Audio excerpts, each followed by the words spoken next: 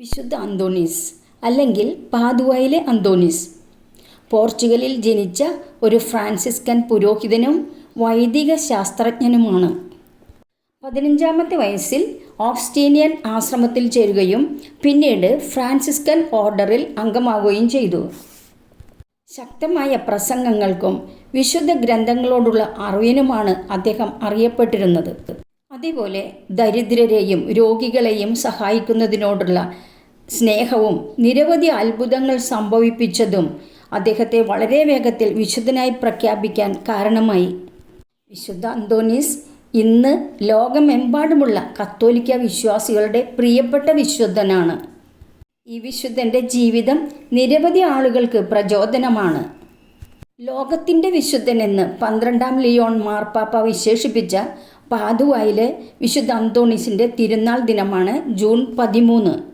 827 വർഷങ്ങൾക്ക് മുമ്പ് ലിസ്ബണിൽ ജനിച്ച വിശുദ്ധ അന്തോണീസിനെ നഷ്ടപ്പെട്ട വസ്തുക്കൾ കണ്ടെത്താൻ പ്രത്യേക മധ്യസ്ഥ ശക്തിയുള്ള വിശുദ്ധനായി സഭ പരിഗണിക്കുന്നു. സഞ്ചാരികളുടെയും പാവപ്പെട്ടവരുടെയും മധ്യസ്ഥൻ കൂടിയാണ് ഈ വിശുദ്ധൻ. വിശുദ്ധൻ അന്തോണീസ് എന്ന പേര് സ്വീകരിച്ചത് ഫ്രാൻസിസ്കൻ സഭയിൽ ചേർന്നപ്പോഴാണ്. സുവിശേഷം പ്രസംഗിക്കാൻ മൊറോക്കോയിലേക്ക് അധികാരികൾ പറഞ്ഞയച്ചു. എന്നാൽ രോഗബാധിതനായതിനെ തുടർന്ന് കോബ്രയിലേക്ക് തിരിച്ചയച്ചു. വളരെ രോഗിയായിരുന്ന ഇദ്ദേഹം സഹസന്യാസിമാരുടെ പരിചരണം മൂലം ആരോഗ്യം വീണ്ടെടുത്തു. അങ്ങനെ ഇറ്റലി അദ്ദേഹത്തിൻ്റെ പ്രേക്ഷിത ഭൂമിയായി. ഒരിക്കൽ ഇറ്റലിയിലെ ജനങ്ങൾ അന്തോണീസിൻ്റെ പ്രസംഗം കേൾക്കാൻ വിസമ്മതിച്ചു. നിരാശനാകാതെ സമുദ്രത്തിലേക്ക് തിരിഞ്ഞ് അന്തോണീസ് പ്രസംഗിക്കാൻ തുടങ്ങി. എന്നാൽ അധികം വൈകാതെ അദ്ദേഹത്തിൻ്റെ വാക്കുകൾ കേൾക്കാൻ വെള്ളത്തിൽ നിന്നു ഒരു മത്സ്യക്കൂട്ടം ഉയർന്നു വന്നു എന്നാണ് ഐതിഹ്യം.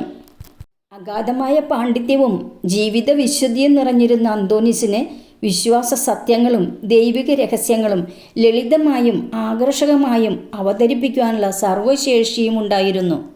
ജീവിച്ചിരിക്കുമ്പോഴേ വിശുദ്ധനായി കരുതിയിരുന്നതിനാൽ തിരുശേഷിപ്പായി സൂക്ഷിക്കാൻ ജനങ്ങൾ അദ്ദേഹത്തിൻ്റെ വസ്ത്രത്തിൻ്റെ ഭാഗങ്ങൾ വെട്ടിമാറ്റിയിരുന്നു.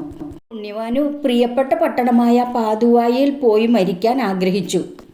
എന്നാൽ അവസാന നാളുകളിൽ യാത്ര ചെയ്യാൻ കഴിയാഞ്ഞതിനാൽ അടുത്തുള്ള പട്ടണമായ അർസലായിൽ നിന്ന് പാദുവ നഗരത്തിന് അദ്ദേഹം അന്തിമ അനുഗ്രഹം നൽകി. ഞാൻ എൻ്റെ ദൈവത്തെ കാണുന്നു എന്ന അന്ത്യമൊഴിയോടെ വിശുദ്ധൻ ദൈവസന്നിധിയിലേക്ക് യാത്രയായി. ചരിത്രത്തിൽ ഏറ്റവും വേഗത്തിൽ വിശുദ്ധനായി പ്രഖ്യാപിക്കപ്പെടുന്ന 2-ാമത്തെ വിശുദ്ധനാണ്. വിശുദ്ധൻ്റെ അഴുകാത്ത നാവ് അടങ്ങുന്ന സുവർണ പേടകം പാദുവയിലെ ബസിലിക്കയിൽ ഇന്ന് സൂക്ഷിച്ചിരിക്കുന്നു.